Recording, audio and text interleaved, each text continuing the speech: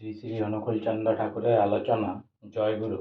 আমি বললাম, আজ্ঞে ভাবছি কোন দিকে গেলে পাবো। শ্রী শ্রী ঠাকুর দৃঢ়ভাবে বললেন, যেখানে পাস সেখান থেকে নিয়ে আয়।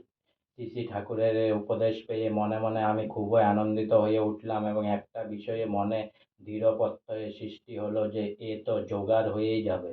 কাছেই ছিলেন ২৪ পরগনা জেলার একজন উকিল।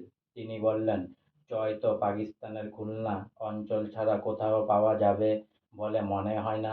এমন সময় ২৪ পরগনার সাত জেলিয়া অঞ্চলের এক প্রবীণ কোয়াক ডাক্তার সূর্যকান্ত মণ্ডলদা আমায় পাশে ডেকে নিয়ে বললেন, দেখুন, বাদুড়ি আর ওপারে লক্ষ্মীনাথপুরের পর পুরাগ্রাম।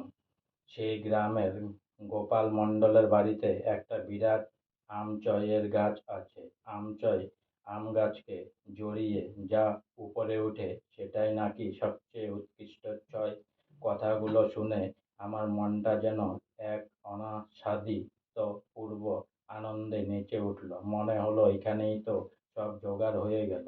আজকে আমার শ্রী শ্রী অনুকূলচন্দ্র ঠাকুরের আলোচনা এখানেই সমাপ্ত হলো।